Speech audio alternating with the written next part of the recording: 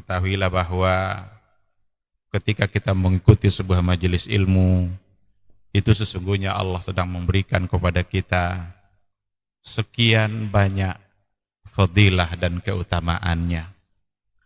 Karena sungguh sangat mulia orang-orang yang berada di majelis ilmu. Orang-orang yang berada di majelis ilmu adalah orang-orang yang akan dimudahkan baginya jalan menuju surga Allah. Dalam hadis dikatakan oleh Rasulullah sallallahu alaihi wasallam, "Man salaka tariqan yaltamisu fihi ilman, sahalallahu lahu tariqan ilal jannah." Barang siapa yang menempuh satu jalan di mana tujuannya adalah untuk mendapatkan ilmu, maka Allah akan mudahkan baginya jalan menuju surga. Surga itu perlu iman, dan mendapatkan surga itu perlu ilmu. Maka di majelis ilmulah kita bisa menumbuhkan iman kita, dan di majelis ilmulah kita bisa mendapatkan ilmu pengetahuan. Maka sering-seringlah menghadiri majelis yang bisa menambah iman kita dan juga bisa menambah ilmu, agar surga Allah itu benar-benar semakin dekat dengan kita bersama.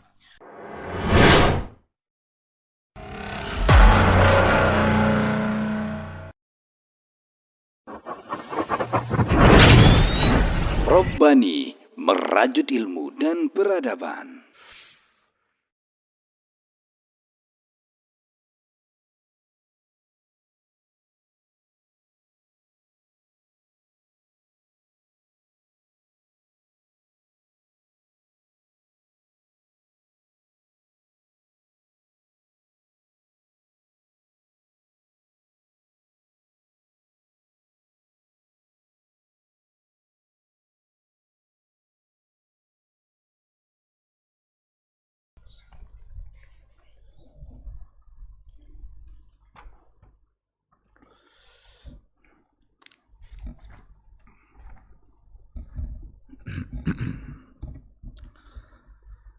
Bismillahirrahmanirrahim. Assalamualaikum warahmatullahi wabarakatuh.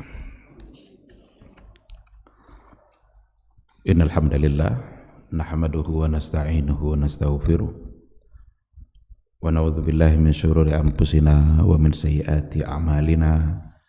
May yahdihillahu fala mudhillalah wa may yudlilhu fala hadiyalah.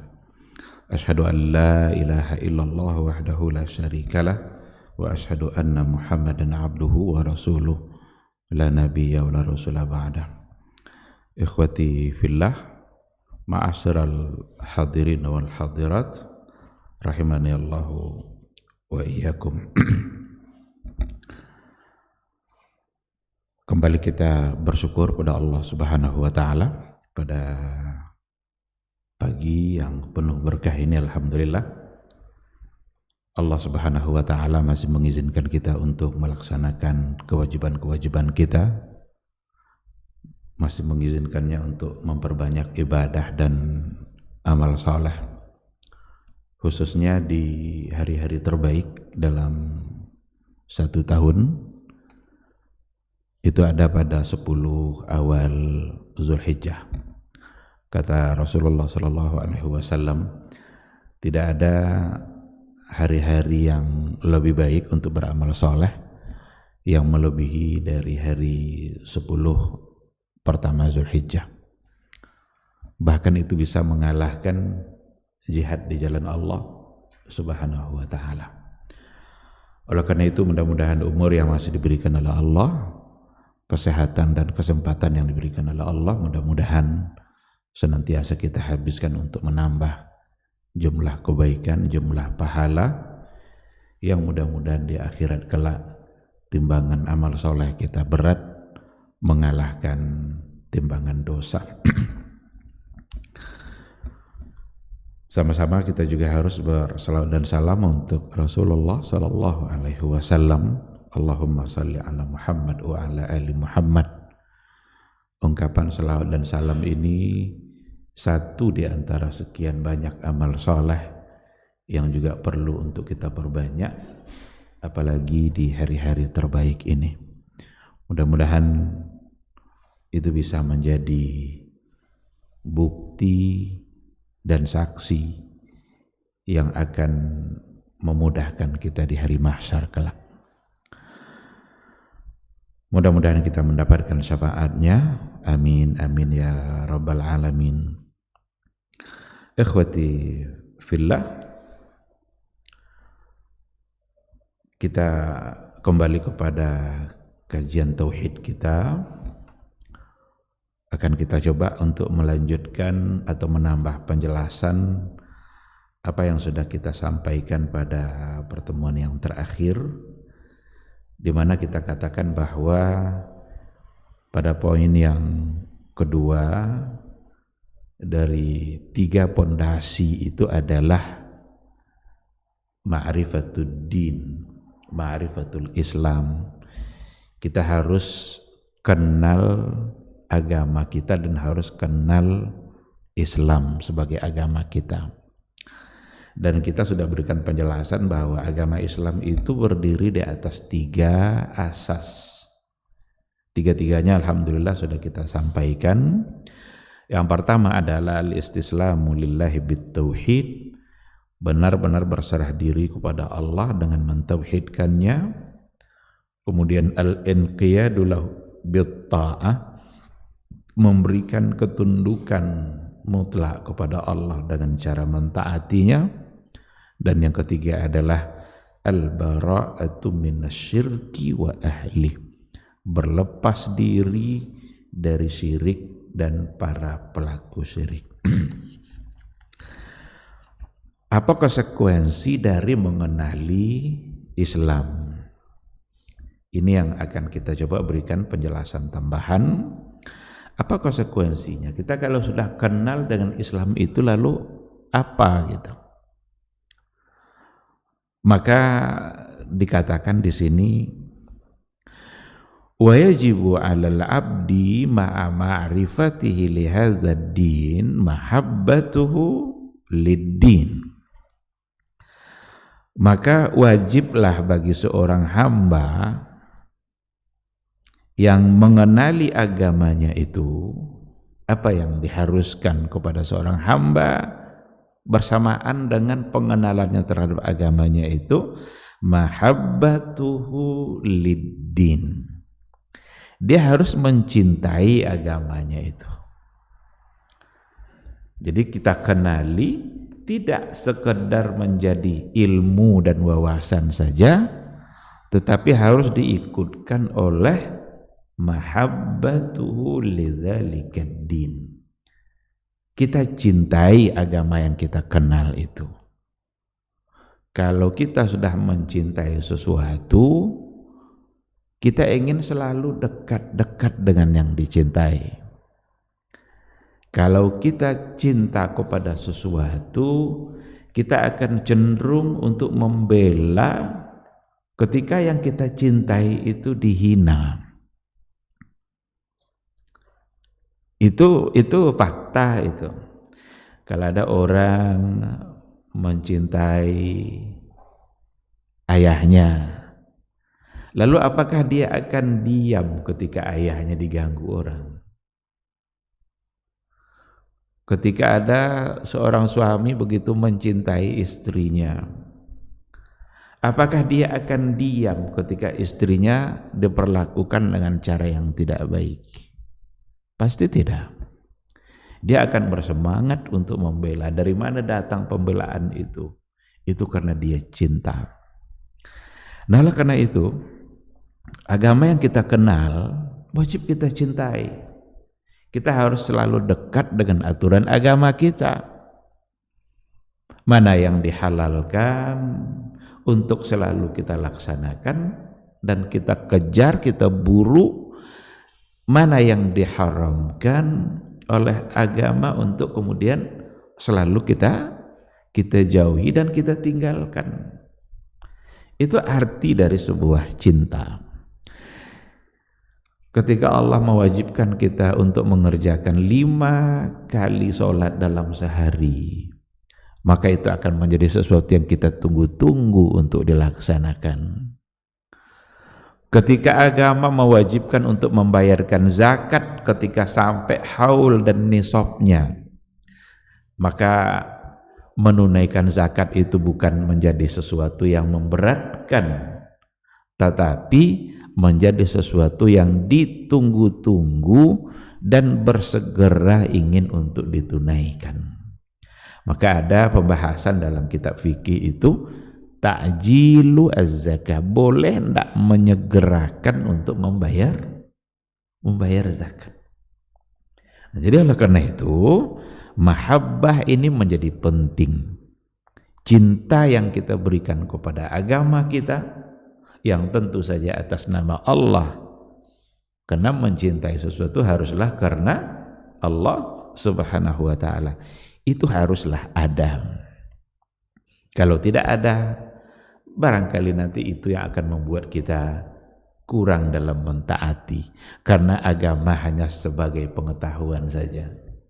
Agama hanya sekedar ilmu dan wawasan saja, sekedar untuk diketahui saja. Kalau tidak ada diikutkan dengan cinta, yakinlah sulit bagi kita untuk memberikan ketaatan mutlak kepada Allah Subhanahu wa ta'ala. Kalau sudah kita mencintai Rasul kita, kalau sudah kita kenali Rasul kita, maka perkenalan kita terhadap Rasul kita itu membuat kita harus mencintainya. Dan konsekuensinya sama seperti tadi itu. Kita ingin selalu dekat-dekat dengan sunnahnya. Coba tengok, kalau ada seseorang mengidolakan seorang artis umpamanya. Karena banyak anak-anak muda ABG hari ini yang diidolakannya bukan Rasul, tapi adalah orang-orang terkenal karena dianggap dia punya kelebihan dari sisi itu. Barangkali kelebihannya dari sisi ketampanannya, ada yang kelebihannya dari sisi keahlian dan skill yang dia punya, suaranya yang bagus, lalu dijadikan idola. Ketika seseorang sudah menjadikan idola orang tertentu, coba perhatikan, gayanya akan sama dengan gaya orang itu. Sisi rambutnya arahnya kemana, dia akan ikuti arah sisi rambut itu. Kalau ternyata rambutnya panjang ke atas gitu, dia akan ikut pula itu model rambut seperti itu. Kenapa? Karena dia yang diidolakannya. Apa makanan favoritnya, akan dicari informasinya itu. Apa warna favorit dia, itu pula warna yang dia pakai sehari-hari. Karena dia mencintainya. Tapi yang paling pantas untuk diidolakan adalah Rasulullah Sallallahu Alaihi Wasallam. Oleh karena itu, kalau kita sudah mengidolakan Rasul, maka tentu kita akan berupaya untuk melaksanakan apa yang diajarkan oleh beliau. Apa makanannya yang halal yang diajarkannya, bagaimana beliau berpakaian, apa ibadah-ibadah yang paling disukai oleh Rasul. Kalau lihat sejarah Ibnu Umar, Ibnu Umar itu seorang sahabat yang paling terkenal berupaya untuk mengikuti apa saja yang pernah dilakukan Nabi, walaupun itu bukan sebagai sebuah syariat, walaupun bukan sebagai sebuah syariat. Ketika Ibnu Umar pernah nampak Rasul muter-muter di satu tempat, satu saat nanti dia akan muter-muter di situ, meskipun sekali dalam seumur hidupnya, tapi pernah melakukan yang dilakukan oleh Rasul. Ada satu riwayat yang mengatakan bahwa Rasulullah Sallallahu Alaihi Wasallam membiasakan atau menyempatkan dalam setiap hari Sabtu Rasul itu pergi ke Masjid Quba. Sampai di sana sholat dia 2 rakaat. Maka ada hadis, barang siapa yang berwudu dari rumahnya bersih-bersih lalu pergi dia ke Masjid Quba, kemudian sholat dia di sana, dia mendapatkan pahala dan keampunan dari Allah Subhanahu wa ta'ala. Berangkatnya Rasul di hari Sabtu itu bukan sebagai sebuah syariat, karena tidak ada sahabat dan Nabi tidak mengajak sahabat untuk melakukannya. Kalau seandainya itu sebagai sebuah syariat, Nabi akan ajak, Nabi akan khususkan bahwa hari Sabtu untuk ke Kuba. Tapi tidak ada ajakan dari Nabi, meskipun Nabi menyempatkan di hari Sabtu itu. Apa yang dilakukan oleh Ibnu Umar? Ibnu Umar juga berupaya untuk pergi ke Masjid Quba pada setiap hari Sabtu. Tapi bukan sebagai sebuah syariat yang dianjurkan oleh Nabi. Beliau hanya berupaya untuk melakukan apa yang biasa dilakukan oleh Rasulullah sallallahu alaihi wasallam. Kenapa dia lakukan itu? Karena dia mencintainya. Nah, oleh karena itu, yajibu 'alal 'abdi ma'a ma'rifatihi li hadzal din mahabbatuhu lid-din. Wajiblah bagi seorang hamba Allah ketika ia mengenali agamanya itu, dia wajib untuk mencintai agamanya. Qala Syekhul Islam rahimahullah, al-qulubu mafturatun 'alal iqrari billahi tasdiqan bihi wa dinan lahu. Hati kita ini, hati-hati hamba ini difitrahkan 'alal iqrari billahi tasdiqan, untuk mempercayai dan meyakini adanya Allah. Jadi hati kita ini sudah difitrahkan oleh Allah bahwa harus ada sesuatu yang diagungkan gitu. Kalau kita coba tengok sejarah umat-umat terdahulu, selalu saja mereka memerlukan ada sosok yang diagungkan. Karena fitrah hati manusia itu seperti itu memang. Cuma karena mereka tidak mendapatkan petunjuk, mereka menjadikan yang diagungkan itu bermacam-macam. Ada yang diagungkannya matahari, ada yang disembahnya api, bahkan ada yang menyembah sapi.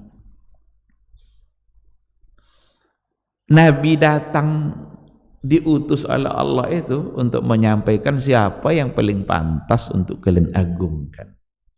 Dan itulah Allah Subhanahu wa ta'ala. Jadi agar fitrah kita itu terpelihara, datanglah Nabi itu untuk menyampaikan bahwa yang paling pantas untuk disembah dan diagungkan hanyalah Allah Subhanahu wa ta'ala.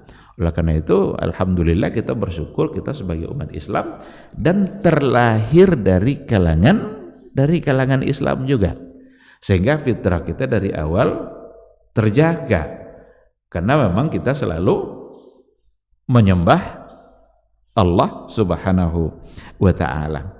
Jadi hati manusia ini maftura, itu difitrahkan. Memang itu sudah menjadi sebuah fitrah agar mereka itu menetapkan Allah tasdiqan bihi wa dinan lahu, untuk dibenarkan dan untuk dijadikan sebagai sebuah agama. Tapi kata Syekhul Islam, walakin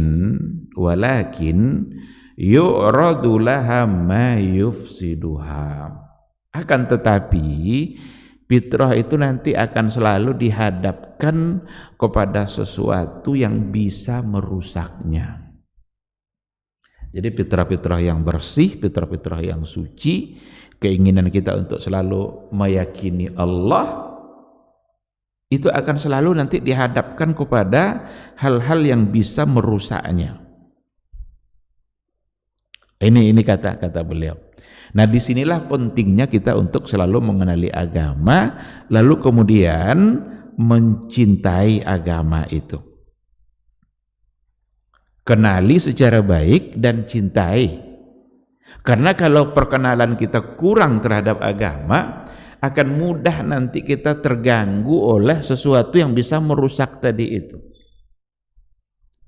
Tapi kalau perkenalan kita semakin mendalam kepada agama kita, dan perkenalan di sini tentu saja berdasarkan kepada Al-Quran dan Sunnah yang sudah sampai turun-temurun kepada kita hari ini dan sampai hari kiamat nanti, dibawa oleh para ulama-ulama yang benar,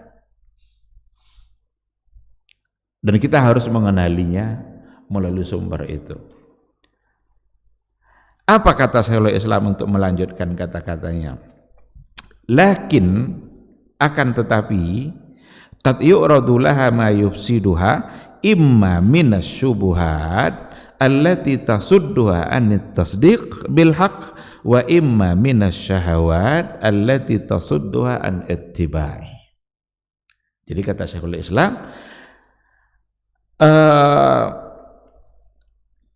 cinta kita kepada agama kita itu yang tadi sudah diberikan fitrah oleh Allah agar kita tetap mencintainya, itu akan selalu nanti dihadapkan kepada hal-hal yang bisa merusaknya. Yang merusaknya ada dua.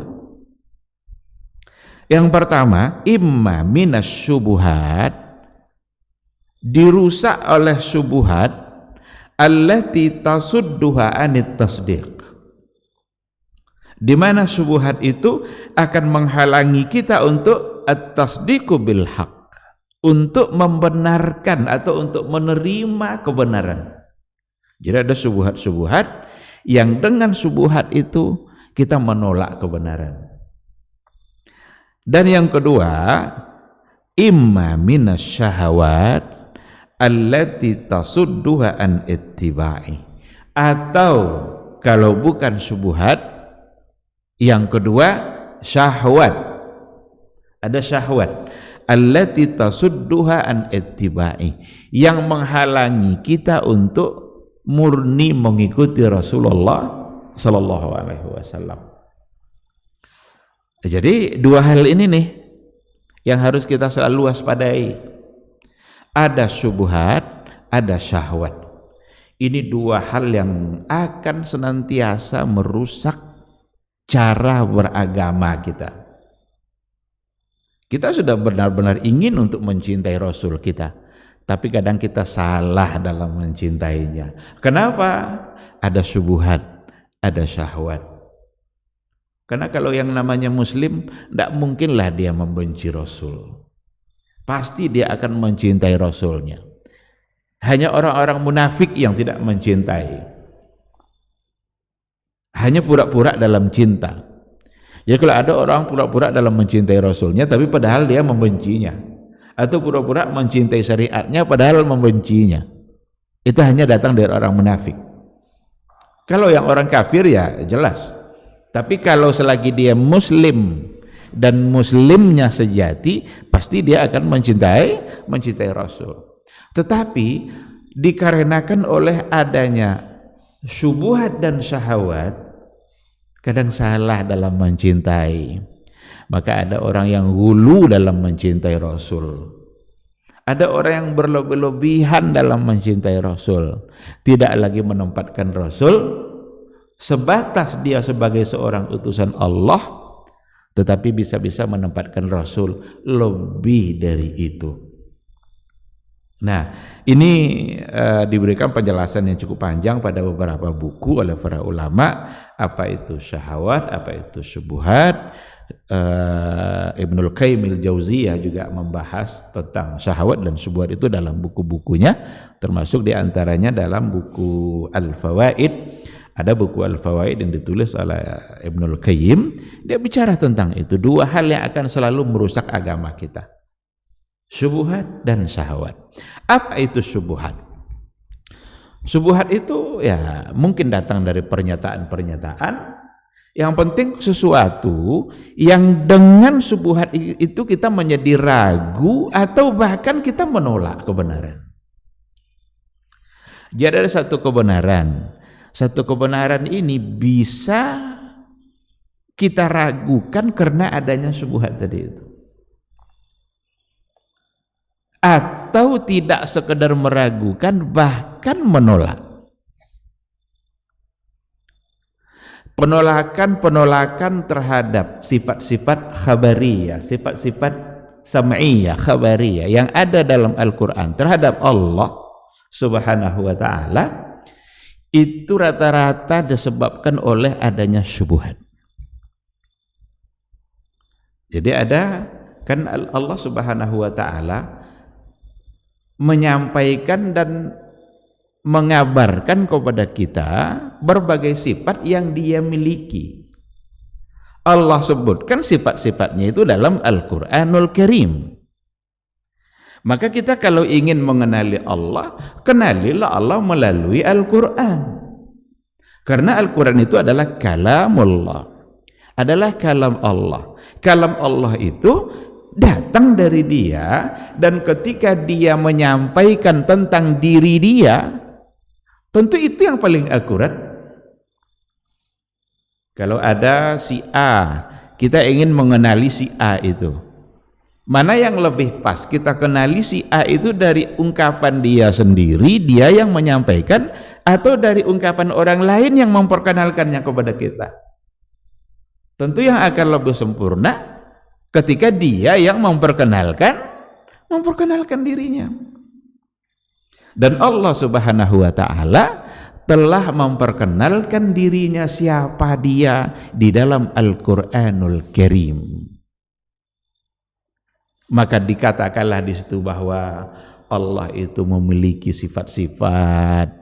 Ada banyak sifat yang dimiliki oleh Allah Subhanahu wa ta'ala, dan sifat Allah itu tidak berbatas jumlahnya. Banyak sekali sifat Allah itu.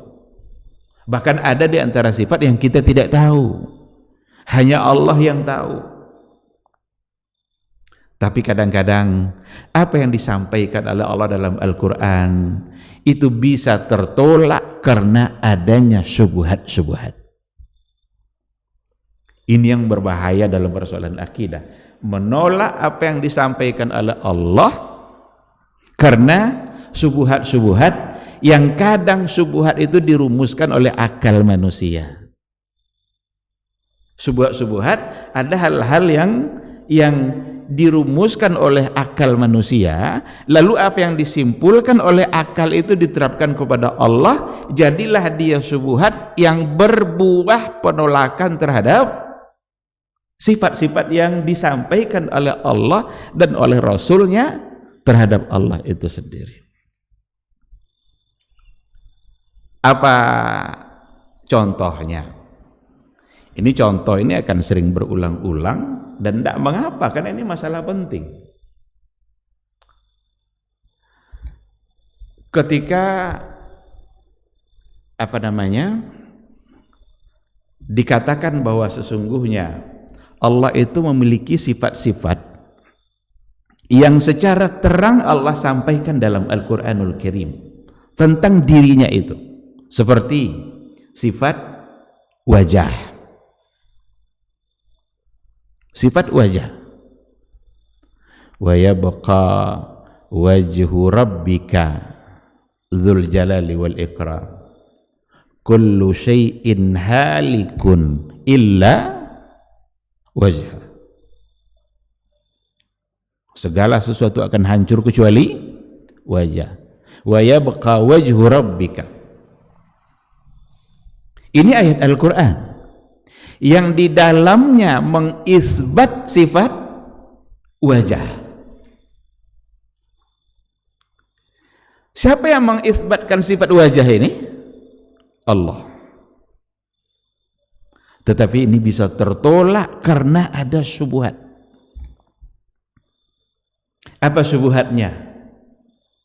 Syubhatnya adalah kalau seandainya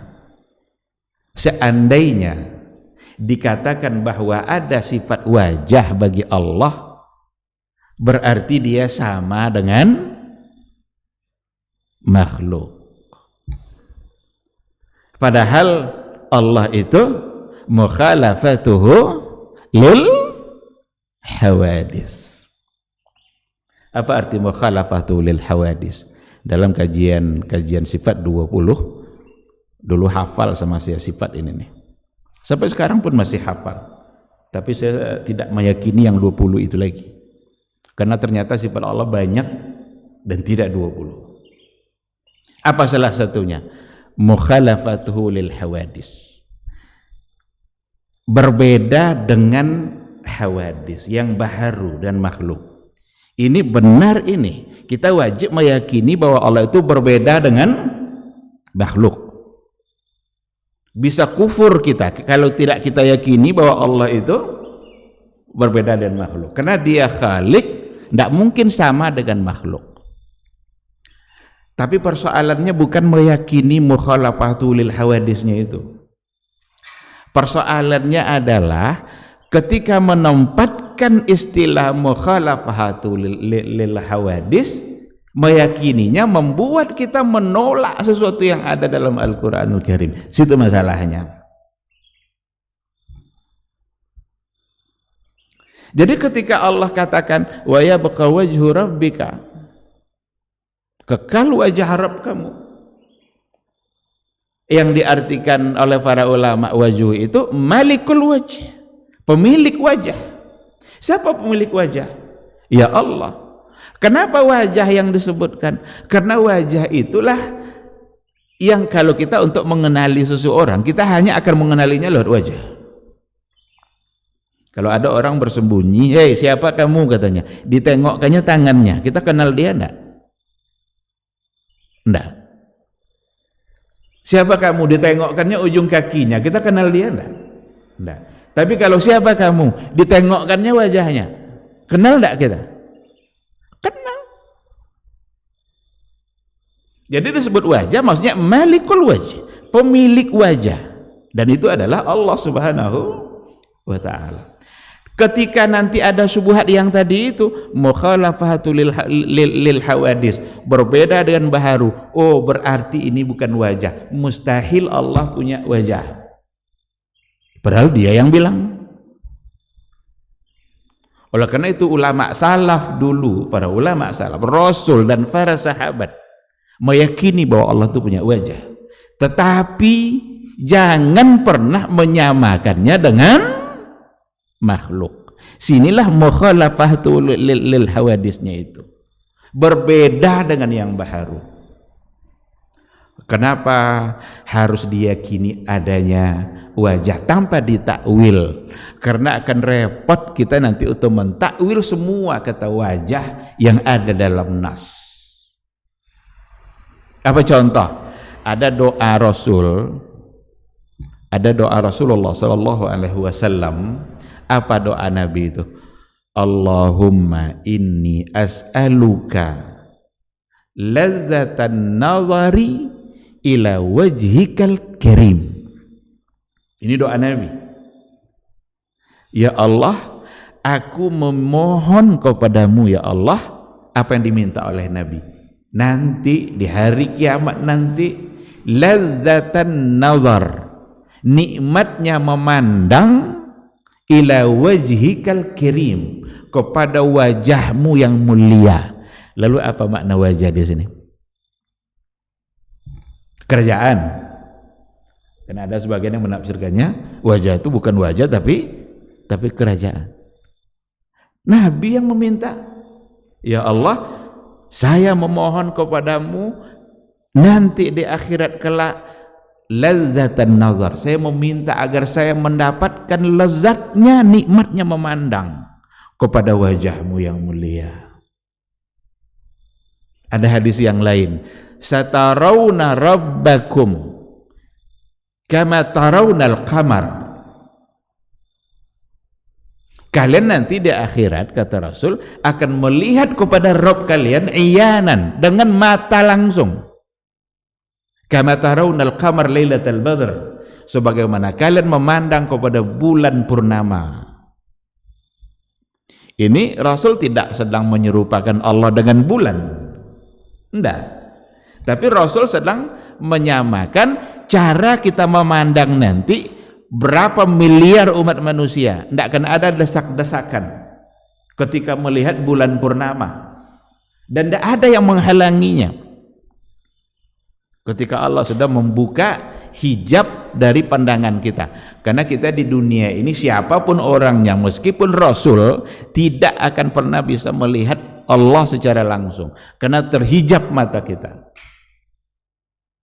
Apa ayatnya itu? Fakashafna anka ghita'aka fabasaruka al-yawma hadid, dalam surat Qaf.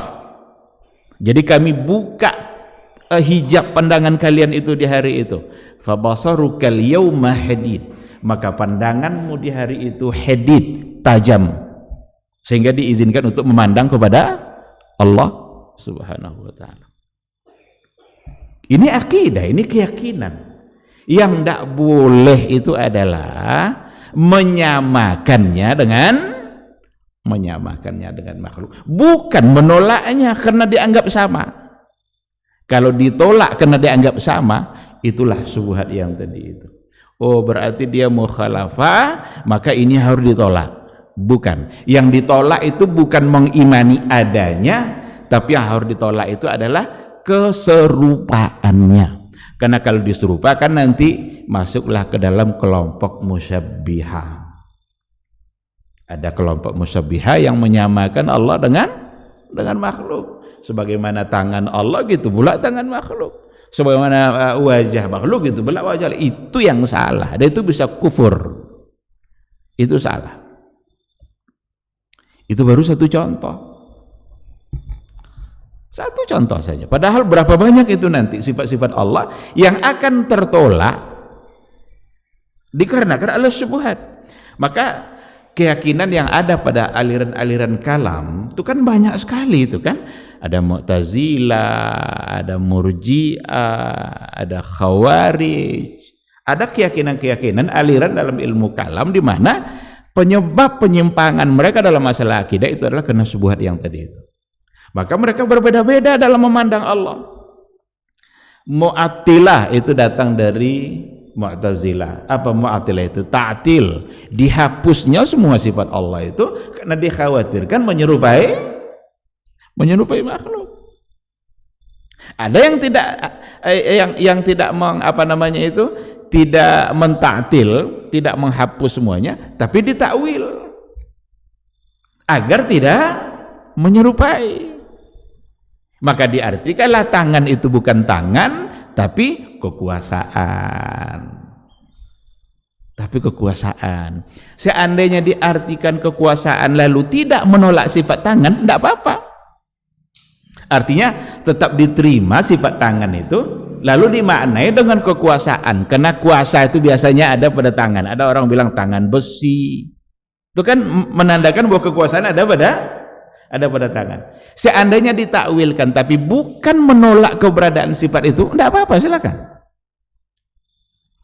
Tapi kalau ditolak, oh tidak mungkin dia punya tangan, maka diartikan kekuasaan. Mengatakan tidak mungkin berarti kita menolak apa yang diberitakan oleh Allah dalam Al-Quranul Karim. Padahal dia yang menceritakan tentang diri dia.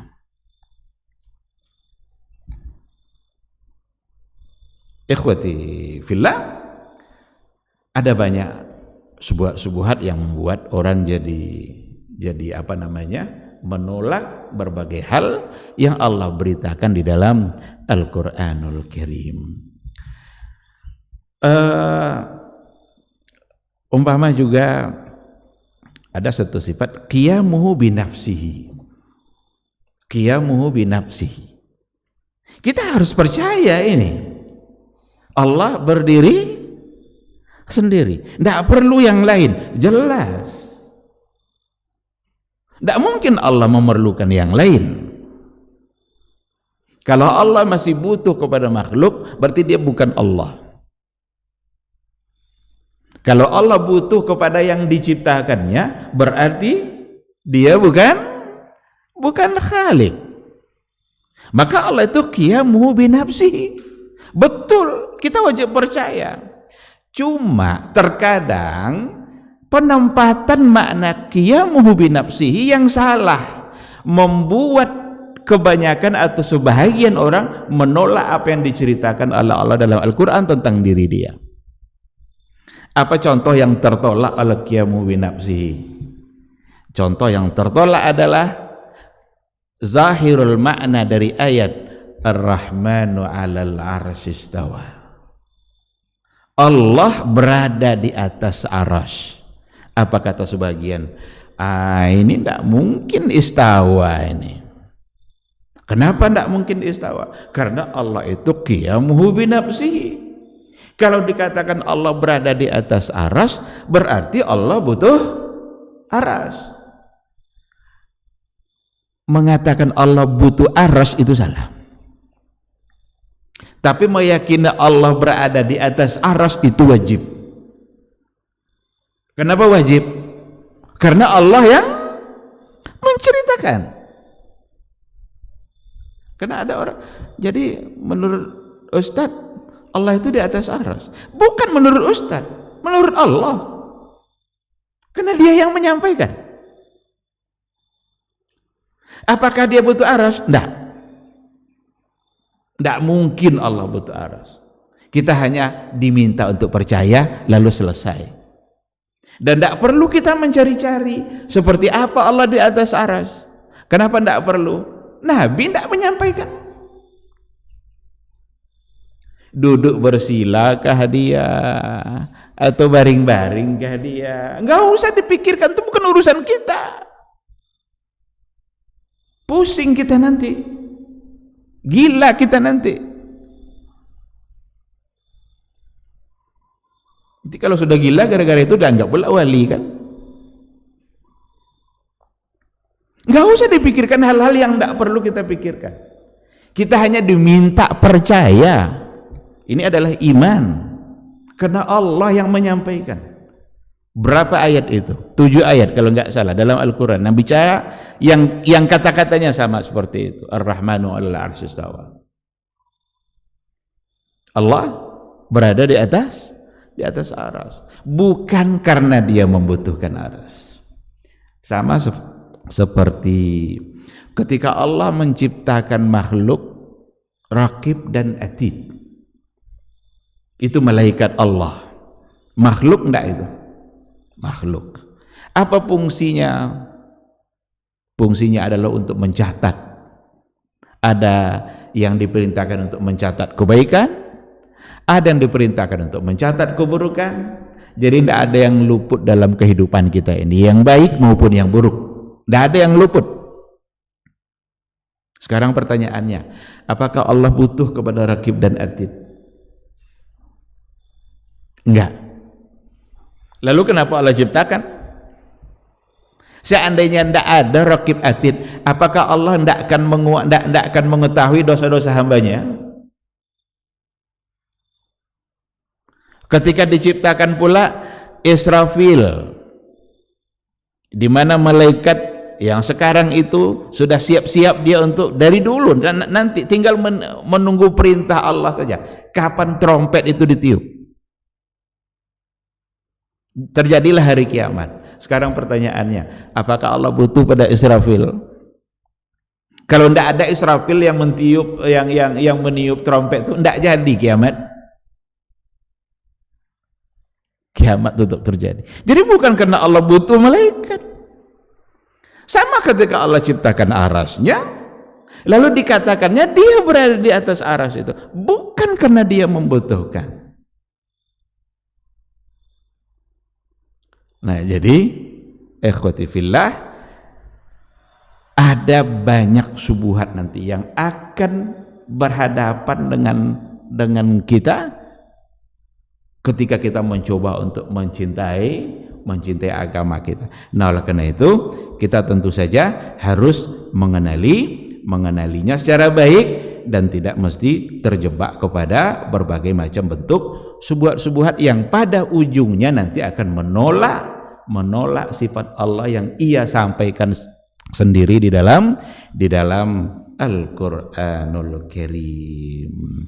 Nah, jadi itu imma minasyubuhat allati tasudduha anit tasdiq, di mana ia akan menghalangi kita untuk membenarkan al-haq, wa imma minasyahawat allati tasudduha an ittiba'i, atau syahwat-syahwat yang akan menghalangi kita untuk mengikuti Rasul kita. Ada banyak syahwat-syahwat yang akan membuat kita jauh dari ittiba'. Kita diperintahkan untuk ittiba'ur Rasul. Enggak akan sah amal kita kalau tidak ittiba'. 2 syarat diterima amal itu. Pertama ikhlas, yang kedua mutaba'ah. Mutaba'ah ini akan bisa jauh dari kita nanti ketika ada syahwat-syahwat. Ada syahwat dunia, ada syahwat yang namanya apa itu? Hubbus syuhra. Hubbus syuhra itu suka ketenaran. Dia sudah jadi orang terkenal nih, malu rasanya kalau seandainya kembali kepada apa yang benar yang diajarkan oleh Rasul. Atau mungkin karena ada nikmat dunia yang dia dapatkan dengan cara seperti itu. Kalau itu ditinggalkan nanti hilang nikmat dunia ini dari dia. Kita kalau baca seperti aliran Islam Jamaah yang berganti-ganti nama, itu kadang namanya Lamkari dan macam-macam namanya, itu pendirinya itu mendapatkan keuntungan dari jemaahnya sendiri. Ada banyak hal yang dia dapatkan dari itu, sehingga apa yang dia nyatakan itu tidak mesti lagi melihat kepada apa yang dikatakan oleh Rasulullah SAW, akan tetapi dia mencoba untuk menyampaikan sesuatu dan mempertahankan agar tetap eksis. Jadi syahwat dan syahwat ini memang dua hal yang sangat berbahaya dalam beragama. Beribadah mengikuti keinginan hawa nafsu, beribadah mengikuti keinginan masing-masing. Oleh karena itulah lain kelompoknya, lain pula ibadahnya, lain kelompoknya, lain pula cara zikirnya. Kenapa bisa berbeda-beda? Ya karena yang diikutinya tidak lagi satu. Ada memang nanti hal-hal yang masuk ke dalam kategori ikhtilaf, khilafiyah. Tidak dipungkiri itu dalam persoalan ibadah-ibadah. Ketika disampaikan sebuah hadis oleh Nabi, barangkali ada yang salah dalam memahami atau berbeda dalam memahami, atau barangkali ada yang sampai kepadanya hadis, ada yang tidak sampai, lalu kemudian terjadilah perbedaan. Tetapi ada hal-hal yang sesungguhnya itu bukan perbedaan dan tidak mesti dianggap sebagai masalah khilafiyah. Oke, kalau masalahnya khilafiyah, masing-masing punya dalil, silahkan. Kalau masing-masing punya dalil. Ada hal-hal nanti yang tidak mungkin untuk kita ambil satu kata karena khilafiyah dan masing-masing punya dalil yang kuat. Tarwih itu 8 atau 20, gak usah bertikai dalam persoalan itu. Bismillahnya jahar atau tidak jahar, memang ada dua-duanya dalil, walaupun Nabi lebih sering untuk tidak menjaharkan, cuma pernah mensirkan, pernah menjaharkan, afwan. Kalau pernah menjaharkan berarti Nabi pernah melakukan. Dan jangan dijadikan nanti yang pernah itu untuk menjadi terus-terusan. Jadi ada masalah khilafiyah yang memang berdasarkan kepada dalil. Kalau berdasarkan dalil, tempatkanlah dia pada masalah khilafiyah itu, saling menghargai. Tapi ada hal-hal sebenarnya dia bukan khilafiyah. Kalau bukan khilafiyah berarti mesti ada yang mengatakan bahwa itu salah. Bukan pula ingin berbantah-bantah dengan yang melaksanakannya. Enggak, kalau ada orang sudah diingatkan enggak mau menerima, ya udah amalkanlah yang salah itu terus kalau mau. Tapi jangan larang orang lain untuk menyampaikan bahwa itu salah. Ini penting. Apa contoh yang saya maksud? Zikir umpamanya, itu khilafiyah enggak tuh? Ada orang zikirnya hu itu khilafiyah enggak tuh? Jadi yang tidak khilafiyah jangan dikhilafiyahkan. Zikir itu apa intinya? Zikir itu adalah menyebut, mengingat kebesaran dan kemuliaan Allah. Oleh karena itulah zikir yang diajarkan oleh Nabi selalu di dalamnya ada pujian-pujian terhadap Allah. Selalu ada pujian. Apa contohnya? Subhanallah, alhamdulillah. Pujian itu bisa datang di awal, bisa datang di akhir. Allahu Akbar, Allahnya dulu baru Akbar. Jadi intinya zikir itu kita menyebut dan mengingat kemuliaan dan keagungan Allah. Itulah sebabnya lafaz Allah itu selalu diikutkan oleh pujian. Situnya yang ibadah nanti. Tapi pernah tidak Nabi mencontohkan atau mengajarkan zikir itu Allah, Allah, Allah, Allah tanpa ada pujiannya, ada enggak? Maka menurut saya ini bukan khilafiyah. Kita tidak ingin berbantah-bantah dengan orang yang mengamalkannya. Kalau ada orang mau mengamalkannya, tidak mau, dia disampaikan, udah amalkanlah, nanti kita masing-masing akan bertanggungjawabkan amal kita di hadapan Allah.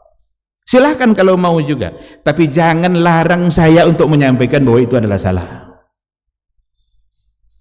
agar tidak semakin banyak orang yang tersalah dalam hal ini. Nah, jadi coba ambil semua pujian yang datang dari Allah, dari Rasul. Selalu ada pujiannya, baik di awal maupun di akhir. La ilaha illallah, subhanallah, walhamdulillah, la ilaha illallah, Allahu akbar, subhanallah wa bihamdi, subhanallahil azim. Semua ada pujiannya. Kadang-kadang beralasan kepada hadis. Apa hadisnya? Belum akan terjadi nanti hari kiamat selagi ada orang yang mengucapkan lafaz Allah. Belum akan terjadi hari kiamat selagi nanti ada orang yang mengucapkan lafaz Allah. Ini dijadikan pula sebagai dalil bahwa untuk menyebut-nyebut lafaz Allah.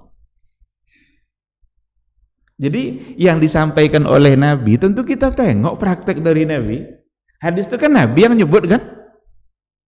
Nabi yang mengatakan itu. Tetapi Nabi tidak mengajarkan untuk mengulang-ulang lafaz itu, kecuali dengan menyebutkan pujian-pujiannya. Oleh karena itu, belum terjadi hari kiamat selagi ada orang menyebut nama Allah itu ya bisa dengan subhanallah, bisa dengan azan, bisa dengan labbaik Allahumma labbaik.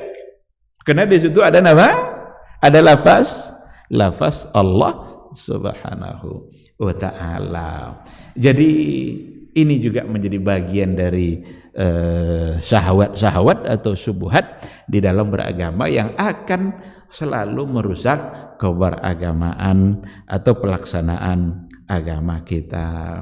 Ikhwati fillah, ma'asyiral hadirin wal hadirat rahimani Allahu wa iyyakum. Persoalan akidah ini adalah masalah asasi yang memang harus kita pahami baik-baik, karena ini yang akan benar-benar menjaga kita di mahsyar kelak. Akidah ini yang sangat menentukan. Ada di antara sahabat Rasul belum ada ibadahnya, baru mengucapkan syahadatain, baru mengucapkan 2 kalimat syahadat, meninggal dia ketika berperang. Apa kata Rasul? Huwa min ahlil jannah. Dia adalah ahli surga. Padahal belum banyak ibadahnya. Karena nanti di akhirat itu ditimbang, itu la ilaha illallah itu ditimbang dengan hal yang lain. Kalau itu bisa berat mengalahkan hal-hal yang lain, maka dia akan masuk surga. Maka tidak boleh kita rusak sama sekali. Ada kisah yang menyembelih lalat itu, hanya dengan menyembelih lalat itu bisa merusak la ilaha illallah. Ketika 2 orang masuk ke satu perkampungan, ini dalam satu hadis dikatakan masuk dalam satu perkampungan, di mana memasuki perkampungan itu harus menunjukkan sesembahannya kepada yang disembah di kampung itu. Dan mereka adalah muslim. Pas mereka masuk dicegah. Mana yang kamu persembahkan untuk Tuhan kami? Tidak ada katanya. Persembahkanlah apa saja. Walaupun seekor lalat. Yang satu tidak mau, dia mati, dipenggal. Karena tidak boleh masuk. Kalau masuk juga mati. Sedangkan yang kedua, dipersembahkannya seekor lalat menyembelih lalat begini tetapi dengan niat untuk persembahan kepada Tuhan selain Allah tadi, kepada patung-patung mereka. Kata Rasul apa? Dia masuk neraka karena seekor lalat. Begitulah. Kecil memang, tapi ketika bisa merusak la ilaha illallah, maka akan bermasalah nanti di akhirat kelak. Kita jangan sampai bermasalah di akhirat kelak. Dan saat kita hidup di dunia inilah saat dimana kita berupaya semaksimal mungkin untuk menyelamatkan diri kita di akhirat kelak. Maka hanya Allah yang kita taati dan hanya apa yang diajarkan oleh Nabi itu yang kita amalkan. Karena ada pula orang kadang lebih cenderung pula dia lagi untuk mengamalkan hal-hal yang lain tadi itu. Zikir-zikir yang tadi itu. Berbagai macam bentuk zikir-zikir yang dimunculkan. Ini firqahnya ini pula zikirnya. Ini firqahnya lain pula lagi zikirnya. Yang kadang-kadang kalau kita lihat isinya itu bisa mengarah kepada kesyirikan. Karena yang hulu kepada Rasul tadi itu. Ada yang isinya ya bahwa Rasul itulah yang memberikan kesembuhan, Rasul itulah yang memberikan mengeluarkan kita dari kesulitan. Padahal semua itu hanya datang dari Allah Subhanahu wa ta'ala. Kalau mau berzikir, kalau mau berselawat, ambil apa yang diajarkan oleh Nabi dan cukupkan dengan itu saja. Seandainya kita tidak punya selawat selain dari yang diajarkan oleh Nabi, cukup.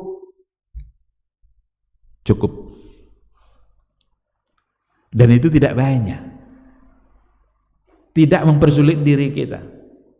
Tapi ada kadang orang memilih zikir-zikir yang lain, Nabi tak pernah mengajarkan. Di dalamnya kadang ada pula makna-makna yang menuju kepada kesyirikan, tapi itu pula yang sering diamalkan dan meninggalkan apa yang disampaikan oleh yang diajarkan oleh Rasulullah sallallahu alaihi wasallam. Jadi ikhwati fillah, mari sama-sama kita pahami agama kita baik-baik, mari kita cintai, dan mari kita selalu memohon kepada Allah Subhanahu wa ta'ala agar tidak terjebak kepada syubhat-syubhat, syahwat-syahwat, yang dengan syubhat dan syahwat itu kita bisa menolak kebenaran yang ada dalam Al-Quran atau bisa memalingkan kita dari mengikuti Rasulullah sallallahu alaihi wasallam.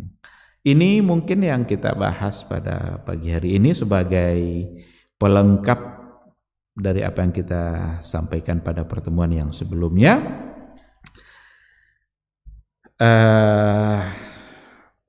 Nanti insya Allah kita masuk pada, barangkali kita sudah bisa mulai pada pembahasan yang berikutnya tentang maratib, salasa maratib lid-din, al-Islam, al-iman, wal ihsan. Demikian, terima kasih. Mudah-mudahan ada ilmu yang bisa kita dapatkan. Yang benar yang saya sampaikan itu semata-mata bimbingan dari Allah. Seandainya ada yang keliru yang tersampaikan, mohon untuk dimaafkan dan semoga Allah juga mengampuninya, karena itu disebabkan oleh kelemahan ilmu dan barangkali juga waswas syaitan. Apakah ada yang mau bertanya atau tidak? Silakan sebentar.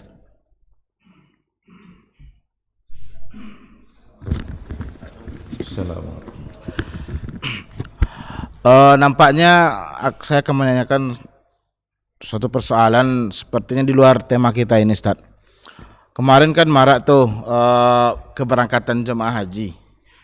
Terus di situ ada orang azan, Ustaz. Azan. Ada lagi orang yang mau dimakamkan, juga ada azan di situ yang dibuatkan oleh masyarakat itu kan. Yang saya tanyakan begini, Pak Ustaz. Azan di ketika itu apakah wajib juga kita jawab atau diharuskan juga kita menjawab azannya? Seperti hadis Nabi yang mengatakan apabila kita azan dengar, habis itu ucapkan, jawab dengan apa yang seperti yang diucapkan oleh muazin, setelah itu berdoa, berselawat dan berdoa. Hal ini yang saya perlu tanyakan, Ustaz. Terima kasih, Ustaz. Ini terkait dengan persoalan persoalan azan ya, yang harus dijawab. Yang kadang-kadang memang azan itu juga dilakukan untuk hal-hal yang sebenarnya tidak ada panduan yang jelas dari Rasul.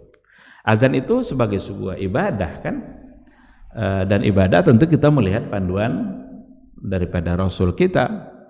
Tapi ada yang ketika berangkat haji itu mereka memahami dari ayat wa azzin fin nasi bil hajj ya'tuka rijalan wa ala kulli dhamirin ya'tina min kulli fajjin amik dalam surah Al-Hajj.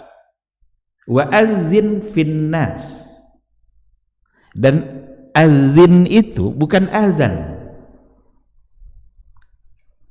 tetapi itu adalah perintah Allah kepada Nabi Ibrahim setelah Nabi Ibrahim selesai membangun Ka'bah bersama Nabi Ismail. Allah memerintahkan Nabi Ibrahim itu agar panggil itu, naik ke bukit sana, panggil manusia untuk berhaji. Kata Nabi Ibrahim, bagaimana suara saya bisa terdengar?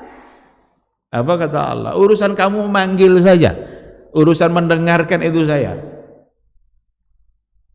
Ketika Nabi Ibrahim memanggil itu, didengarlah oleh semua orang. Tapi perlu ditahqiq mungkin riwayat itu, tapi ada yang mengatakan seperti itu. Bahkan sampai anak-anak kecil pun yang belum paham itu bisa mendengar. Jadi azan di situ bukan azan dalam artian ucapan-ucapan yang menjelang masuk waktu pas masuk waktu sholat. Ada juga azan saat dikuburkan. Apa logika mereka? Apa dalilnya? Dalilnya kias. Apa kiasnya? Kalau dulu lahir dia diazankan, maka saat mati juga ini macam-macam kias. Ada yang mereka pegang itu, tapi benar atau tidak itu bisa dijadikan sebagai dalil. Kalau menjadikan sebagai sebuah ibadah, berapa banyak orang yang mati pada masa Rasul sebelum dikuburkan, ada enggak azan? Kenapa tidak ke sana kita mengambil contoh? Abu Bakar wafat, dikuburkan oleh Umar bin Al-Khattab. Ada enggak azan sebelum dikuburkan? Wafat lagi Umar bin Al-Khattab, dikuburkan pula oleh Utsman bin Affan. Ada enggak azan? Jadi menganalogikan mati kepada hidup, kan dia pas lahir dulu diazankan. Sedangkan azan waktu lahir itu saja itu diperselisihkan oleh para ulama. Meskipun ada dalam Musnad Imam Ahmad dan ada sebagian yang mengatakan hanya sampai pada derajat hasan, tidak sampai pada derajat sahih. Kalau sampai pada hasan ya masih bisalah untuk diamalkan. Tapi itu saja sudah diperselisihkan. Jadi mengkiaskan kepada sesuatu yang diperselisihkan. Tapi yang ditanyakan tadi itu apakah harus dijawab juga? Ini sebagai masalah, ada dalam masalah kontemporer ya, persoalan azan. Azan melalui televisi wajib dijawab enggak? Azan melalui radio wajib dijawab atau tidak? Ini masalah kontemporer. Ada buku yang terakhir yang saya tulis itu tuh ada masalah azan di situ. Masalah azan melalui radio dan televisi. Jadi oleh para ulama, azan yang dijawab itu adalah, kalau mau kita ringkas kesimpulannya, azan yang memang memanggil untuk perintah sholat. Karena di situ ada hayya 'alas shalah. Baik dilakukan oleh orang secara langsung atau satu orang lalu disiarkan melalui media. Azan satu di Masjid An-Nur pas berbuka puasa disiarkan pakai radio. Kan orang yang azan tuh, kita dengar dari radio, jawab. Karena memang itu adalah menunjukkan waktu sholat, perintah memanggil sholat dan dilakukan oleh orang.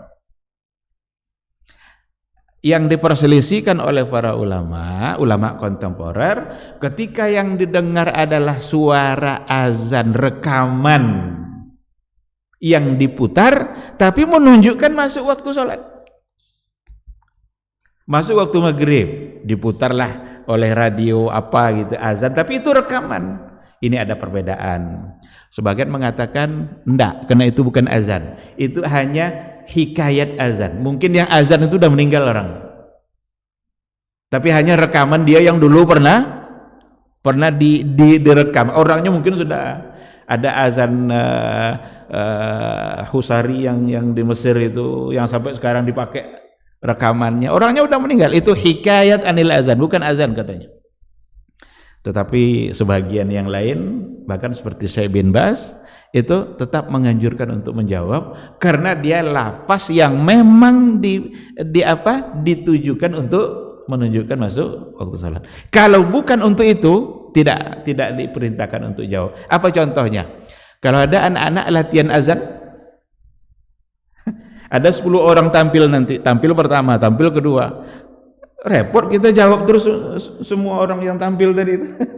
Atau ada lomba azan, ada orang lomba azan umpamanya, tidak perlu dijawab karena bukan untuk panggilan salat, walaupun memang dia sedang berazan. Itu yang saya simpulkan dalam buku tadi itu, dalam persoalan azan. Maka sekali lagi yang dijawab adalah yang benar-benar untuk mengajak sholat, karena ada hayya 'ala shalah. Nanti pas ada hayya 'ala shalah apa? La haula wala quwata illa billah. Kenapa harus hayya 'ala shalah itu la haula wala quwata illa? Kenapa bukan hayya 'ala shalahnya yang kita ucapkan? Pertama, kita berangkat itu nggak akan bisa kalau bukan karena Allah. Ayo sholat, nah minta sama Allah, ya Allah mudahkan saya berangkat. Yang kedua, hayya 'ala sholat itu bukan lafaz zikir, karena tidak ada mengandung pujian untuk Allah.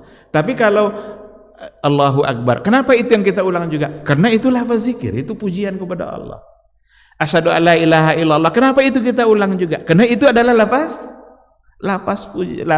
zikir yang memang itu adalah mengandung ibadah. Tapi pas di hayya 'alal falah enggak ada lafaz zikirnya, sehingga diganti oleh Rasul. Begitulah agama kita itu mengatur secara sempurna agar semua ucapan kita itu bernilai ibadah. Tapi berapa banyak kita menghabiskan waktu kita untuk ngobrol tanpa ada makna. Ini pelajaran sebenarnya dari azan itu. Wallahu subhanahu wa ta'ala alam. Sekira seperti itu. Iya, silakan.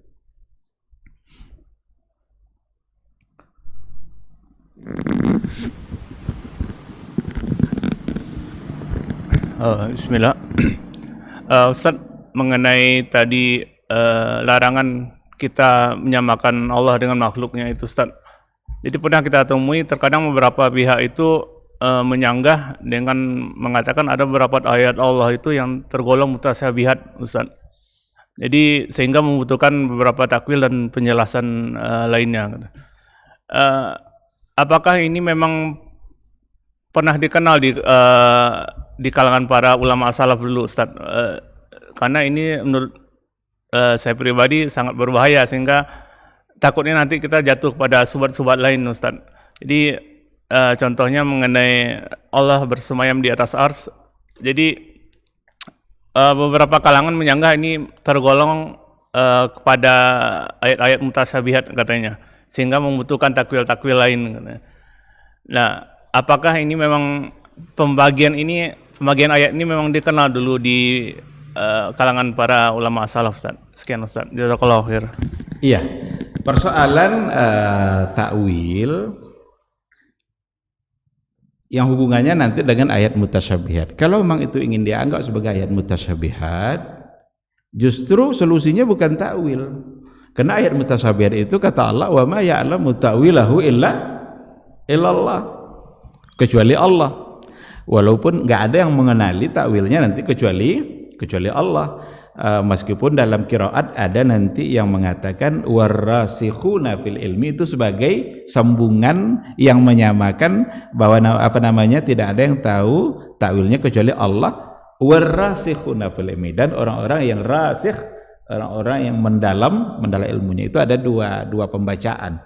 Ada yang illallah lalu wakaf berhenti di situ, sehingga ini kata baru. Warasikhuna fil ilmi yaquluna, orang-orang yang berilmu, beriman itu hanya mereka mengatakan amanah, kami beriman. Tapi ada yang mengatakan warasikhuna itu diatafkan, dihubungkan maknanya kepada kata yang sebelumnya, sehingga yang tahu takwil itu Allah dan ar-rasikhuna fil ilmi. Itu dibahas oleh ahlul ilmi. Tapi persoalan takwil bukan berarti tidak ada yang ditakwil. Tapi takwil yang ada itu dengan makna tafsir atau takwil yang memang didasarkan kepada dalil. Saya berikan contoh. Ada ayat ainama tuwallu fathamma wajhullah. Ainama tuwallu fathamma wajhullah. Kemanapun kalian arahkan, kemanapun kalian menghadap, fathamma wajhullah, maka di sana ada wajah Allah. Tadi kan wajah tidak boleh ditakwil. Ini wajah bagaimana? Dimanapun kalian menghadap, ke timur, ke barat, ke selatan, ke utara, ke bawah, ke atas, fathamma wajhullah. Apa makna wajhullah di situ? Itu bukan takwil dalam artian menolak wajah, tetapi takwil dalam artian tafsir. Maka apa makna wajhullah di situ?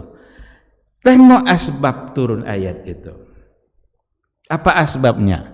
Asbab turunnya adalah ketika ada beberapa orang sahabat dalam perjalanan, mereka sholat, lalu mereka tidak tahu arah kiblat.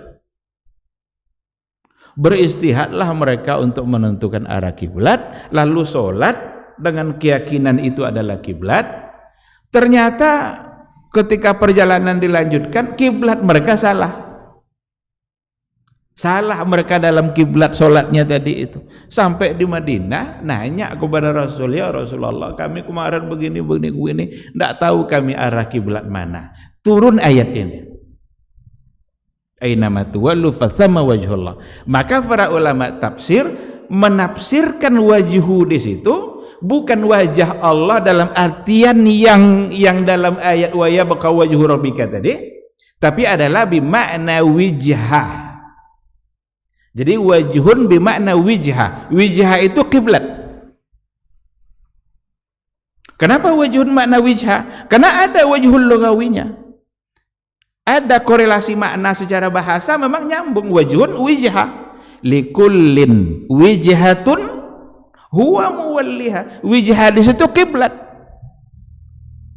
Jadi menafsirkan wajhullah di sini dengan kiblatullah bukan menolak Allah punya wajah. Tapi karena memang harus ditakwilkan seperti itu sebab asbab nuzulnya. Ini dia. Jadi bukan akal, bukan logika, tetap ada dalil. Tapi ketika mereka mentakwilkan wajhun lalu menjadi kerajaan, apa dalilnya gitu? Selain daripada logika yang menyatakan bahwa mukhalafatuhu lil hawadis, yang salah tempat. Jadi salahnya bukan di mukhalafatunya itu, tapi salah tempat dalam memaknai mukhalafatu lil hawadis. Ya, jadi ada ada hal-hal yang perlu ditakwil karena memang perlu untuk diberikan penjelasan. Wa iza sa'alaka ibadi anni fa inni qarib. Apabila iza sa'alaka ibadi, ya Muhammad, apabila hambaku bertanya kepadamu tentang saya, wa inni qarib, saya dekat. Karena ini juga alasan ini untuk mengatakan bahwa dia tidak istawa alal ars, karena Allah juga yang bilang qarib. Tapi di sini perlu diberikan penafsirannya. Apa maknanya? Kenapa perlu? Karena mustahil bertentangan antara ayat dengan ayat. Mustahil. Satu sisi Allah bilang istawa alal arsy, satu sisi bilang qarib. Bagi sebagian tentu bertentangan, dan mustahil ayat Allah sesama ayat Allah juga bertentangan. Tidak mungkin. Sedangkan ayat dengan hadis yang sahih saja tidak mungkin bertentangan. Nah, oleh karena itulah perlu diberikan penafsirannya. Apa di antara bentuk penafsirannya? Qarib. Apakah bertentangan dengan istawa alal arsy? Jawabannya tidak. Dekat.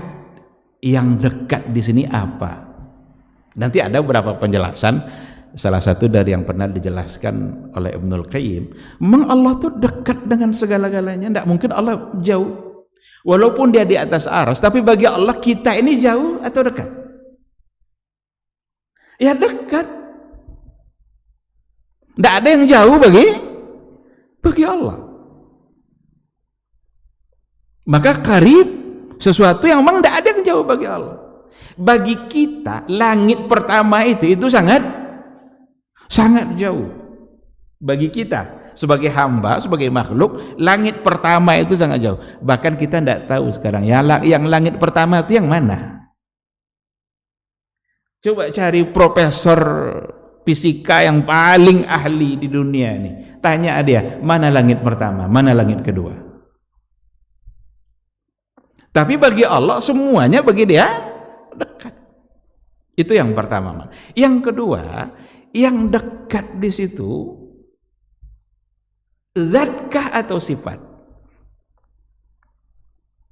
Apakah zatnya atau sifat? Ada lagi aqrabu ilaihi min hablil warid. Allah lebih dekat pada hambanya dari urat lehernya sendiri. Jadi lebih dekat Allah kepada kita daripada urat leher kita sendiri.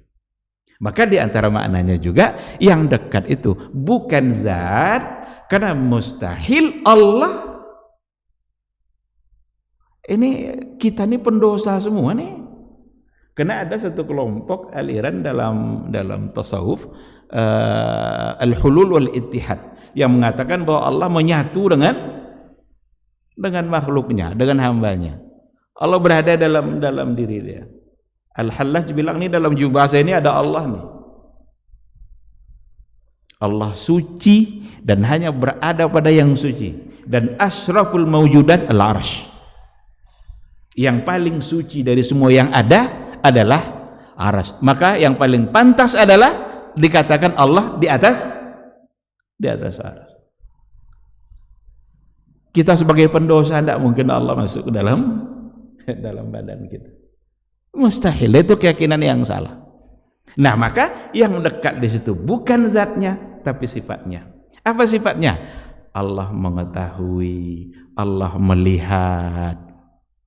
Maka ketika dikatakan ini juga cara penafsiran ini untuk memahami ayat. Ketika dikatakan wa huwa aqrabu ilaihi min hablil warid. Apa awal dari ayat itu? Siapa yang hafal ayatnya itu?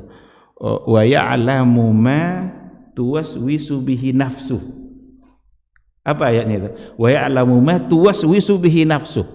Ada kata ya'lamu di situ. Ya'lamu ma tuwaswisu bihi nafsu.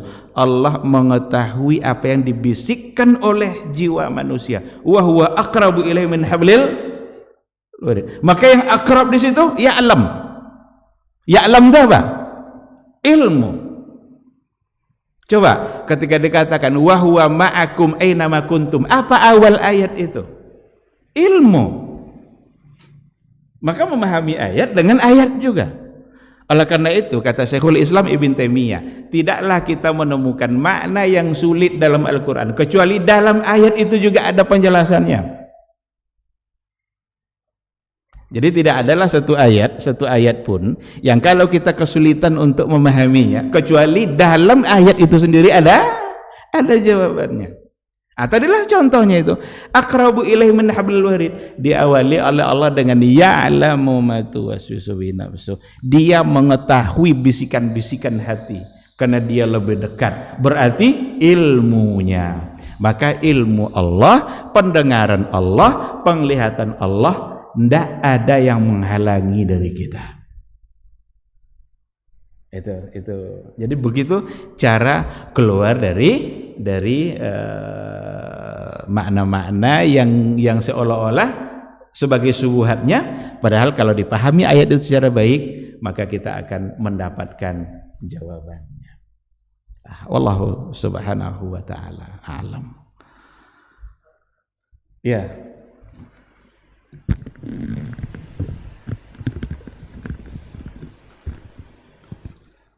Terkait bacaan aminnya makmum, Ustaz. Kapan sebenarnya bacaan imam makmum harus membaca amin ketika sholat berjamaah itu, sehingga ketika bacaan aminnya makmum bersamaan dengan aminnya malaikat, maka akan diampunkan dosa jamaah itu gitu. Itu, Ustaz. Iya. Membaca amin itu setelah imam selesai membaca waladhdallin amin.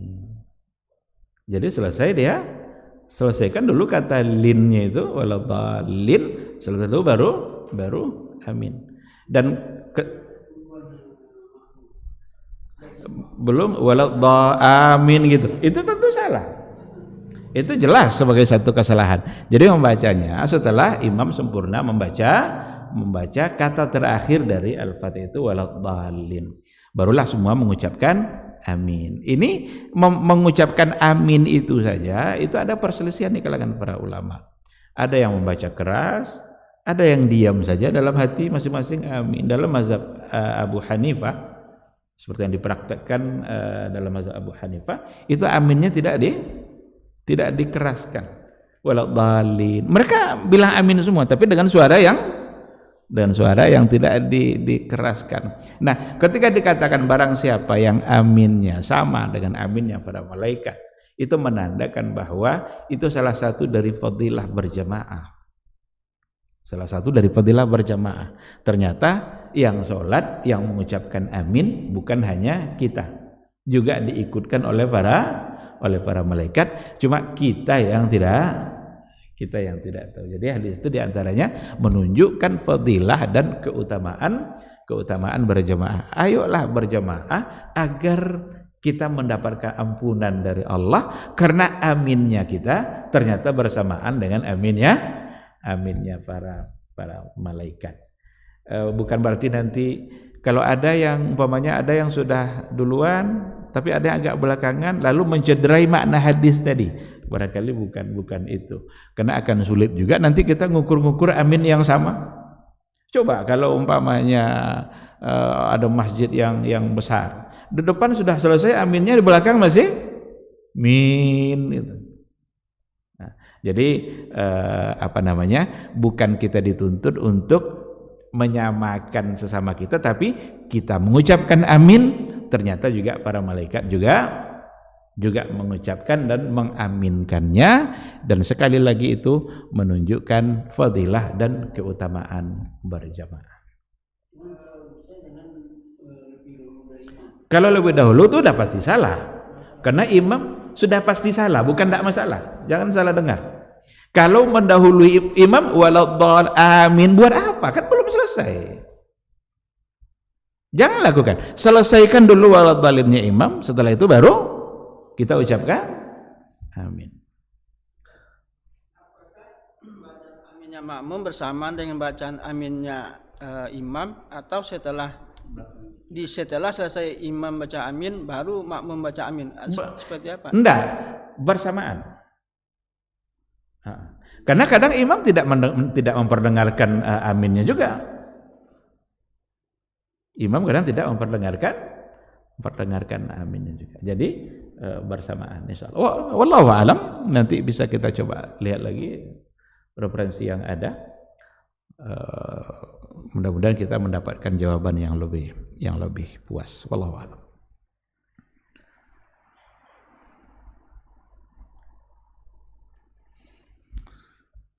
Baik, sudah jam 7 kurang. Saya tadi inginnya 6.30 selesai.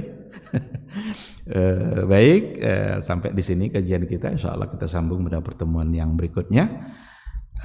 Semoga majelis ini menjadi ibadah bagi kita, menambah kebaikan kita dalam kehidupan dan menambah keberkahan dalam hidup kita juga. Amin amin ya rabbal alamin. Subhanakallahumma wa bihamdika asyhadu an la ilaha illa anta astaghfiruka wa atubu ilaik. Wassalamualaikum warahmatullahi wabarakatuh.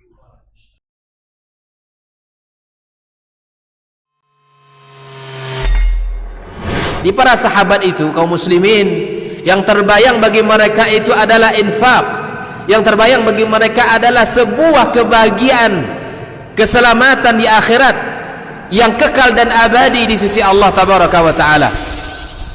Semua kita boleh klaim sekarang, kamu cinta Nabi, cinta Ustaz, cinta Nabi, cinta Ustaz, termasuk saya, cinta Nabi, cinta. Kapan tahunya? Besok di akhirat.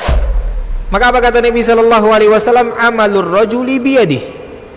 Penghasilan yang terbaik adalah pekerjaan yang dilakukan oleh seseorang dengan tangannya sendiri. Wa kullu bai'in mabrur, dan setiap jual beli yang mabrur. Ini aktivitas ini membantu saya di akhirat atau akan menyulitkan saya di akhirat? Kalau seandainya perbuatan itu ternyata akan menyulitkan kita di akhirat kelak, tinggalkan perbuatan itu.